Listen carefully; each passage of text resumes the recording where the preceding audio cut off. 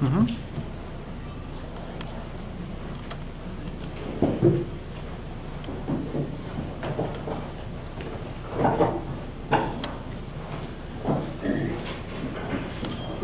We have Dr. David Bennett, Chair of the Board of Trustees, White Henderson, Director of Athletics, Hunter Yurchek. Dr. DeCenzo and Hunter will read their opening statements. We'll take a few questions after that. I'll call you out when you raise your hand, just so it's a little more controlled. And also, there'll be no one-on-ones after. So, if everyone's ready? All right. Members of the press, thank you for being here this evening. With me are Hunter Yurchek, Athletic Director of CCU, and Wyatt Henderson, Chairman of the Board of Trustees.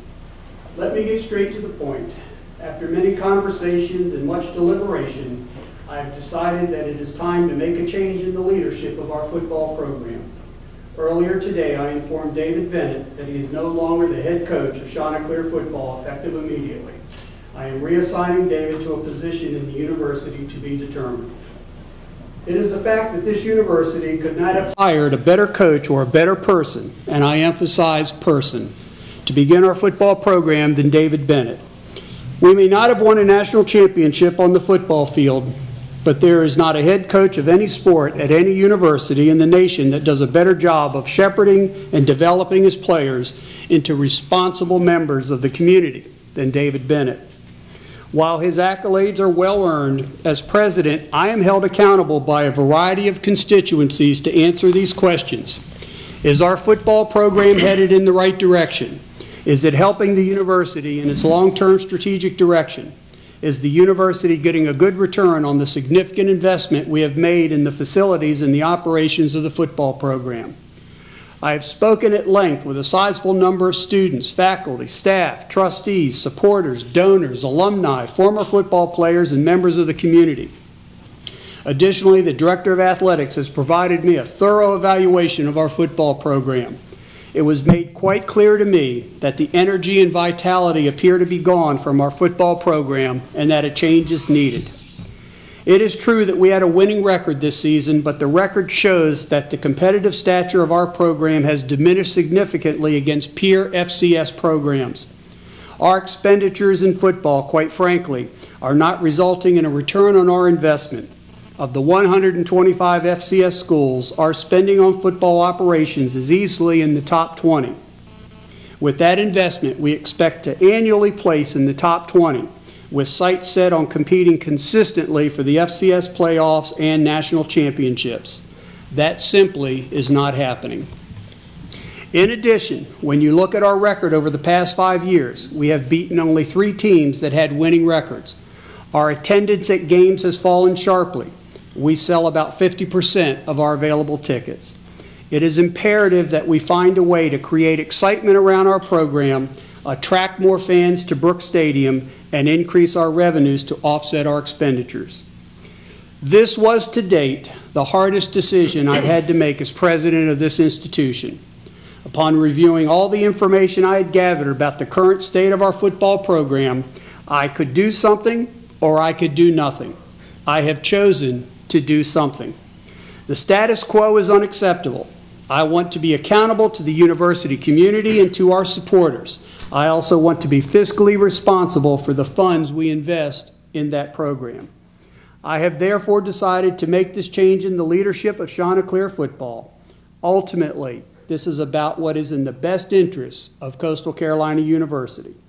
Our Director of Athletics will shortly commence a search for our head coach and Director of Football Operations.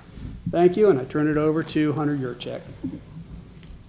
The entire Coastal Carolina University community is very appreciative of the job that David Bennett did in beginning our football program and building a foundation for future success. His efforts to make this program a part of the fabric of this community are well documented and commendable. At the end of the season, at the request of Dr. DeCenzo, I completed a thorough review of every facet of our football program, both on and off the field. During the past 5 years, this university has made a significant financial investment in salaries, operating budgets, and facilities tied to our football program. Upon completion of the review, it was evident that the success of our program was not reflective of these investments. David Bennett has been the only face and the only leader this football program has ever known. And if our program is going to take the next step, it is now time for our program to have a new face and a new leader. I will begin the search for our new head coach immediately.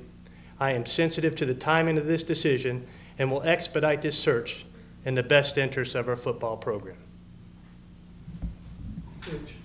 Dr. DeCenzo, has Coach Bennett accepted the reassignment that you have given to him, and what is that reassignment? We have not identified, let me answer first. Yes, he has reaccepted a reassignment. We will be working over the next couple of weeks, and probably after the first of the year, we'll talk about what that reassignment is. But I finished talking with Coach Bennett about an hour ago, and obviously, given the information that was there, we weren't in a position to really spend considerable time about what that position will be. But I think the coach understands what we've had to do. I think he understands also that there's a love that he has for this institution and that there are places on this campus that I think he can add significant value for us. Has he had an opportunity to talk to his team? Were they made aware of this news at all? Was there any kind of team meeting? I don't believe so. He has not had an official team meeting. I plan on meeting with the team on Sunday night. I'm not sure what Coach Bennett's plans were as far as getting up with the team. He's certainly free to do so. I plan on meeting with his assistant coaches as well as the team on Sunday. Jeff? Obviously, you guys know about the equipment manager who was arrested. Did this get in any way, does that in any part of this decision? No. Or was this decision made before the equipment manager was officially arrested today? This decision has been coming through this analysis, but the decision that was made to have the arrest of the equipment manager had no bearing. They're two different situations. Will this affect your new recruits for next year in any way? Possibly it could. I mean, we'll have our coaches, our assistant coaches will reach out to those recruits and let them know about the process to hire a new head coach. Ron? How will the money left on the coach's contract affect your ability to spend and hire on the next coach? Do not anticipate that that is ultimately going to be a problem. Again, if Coach in agreement with me, we find that reassignment, that money line will come out of the athletic budget, and the monies that were being used to pay for the head coach will go to that program in general. Mark? On the same day of Wilson Beaver's arrest and now the second blow, what do you expect the impact to be on campus? You have two major events happening to this one program, still a fairly new program. What will this mean for the university going forward into its students this fall? I don't foresee a major change. I mean, again, the two incidents were independent of each other. We've always had a practice in this institution, certainly during my presidency, that if there are elements of wrongdoing, we are going to take the appropriate action. The appropriate action, as you may have seen in the press release we had earlier, that through our routine procedures and audit practices, something was uncovered. That was investigated. It was turned over to public safety, who in turn took it to the solicitor's office, and the solicitor's office has opted to file charges. I think if there's anything that comes out of that is we do mean what we say, that we have practices and systems in place, and if people are doing things improperly or in a way that doesn't reflect well in the university, we're going to take the appropriate action, whatever that appropriate action is. We're hoping, as I said, that with a new coach coming in, with some changes, that we can rebuild that excitement that we once saw on this campus with Coastal football. Rich? What's the status of the assistant coaches on the staff right now? Have any of them been fired as well? They have not. Again, I will meet with them Sunday to talk about their futures, but they will be retained and evaluated by whoever our next head coach is. And retained in the interim, Rich. And let me also, and again, I just want to make it clear, you used the word firing. This was not a firing, it's a reassignment.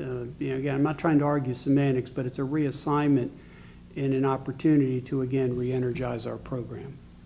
Right. What is Wilson Beaver's status, job status at this point at the university? I am not sure what that is, and again, it's not a matter that we would not comment on, given its nature.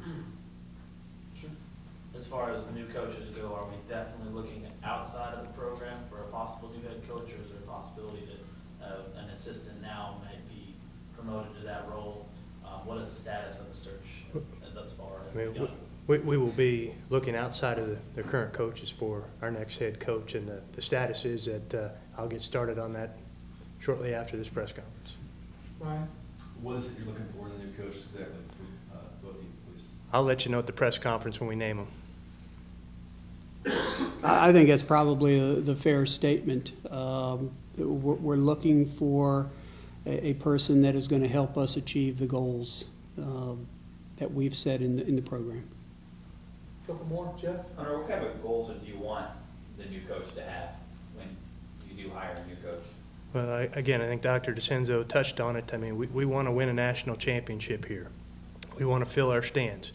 We want the financial commitment that this university has made to our football program and athletics in general. We want to see the return on that investment. And so we're looking for somebody that can come in and help us take the next step. I think David has done an unbelievable job in starting this program and getting it to the point where it's at. And now I think, for a little cliche, for him to hand the ball off to somebody else and let them run with it and take the next step. Hunter, in a sense, do you think you blindsided David Bennett on this? Because, I mean, we talked to him today, at least I didn't. He was out in Georgia recruiting for next year's team. He didn't see this coming. I don't think there's ever a good time to make a decision, an announcement like that, and I think the fact that it's taken 3 weeks since the conclusion of our season, we didn't enter into this decision in a knee-jerk reaction. We took the time to evaluate our program and really think this decision through. And again, I also want to say, and we've heard some stories of late, but our primary focus was to make sure that the first person who knew about this was Coach Bennett. I did not want him learning about it in a blog or have a phone conversation with him. So because of his travel schedule, this was really the first time in the past couple of days that we could get him here. And that was critical, that again, given what he's given to this institution, that we respect the man. I mean, make no mistake about it, this is always difficult, and it's an emotional, and it's been emotional for the three of us you see up here. But we wanted to make sure that before anybody knew that, in essence, Coach Bennett was the first. Final question. When was this decision ultimately made? Was it like 4 o'clock? Was it 3 weeks ago? I mean, what was the I timing? think it's been in the last 48 hours. All right. Thank you. Thank you all. Appreciate you coming out.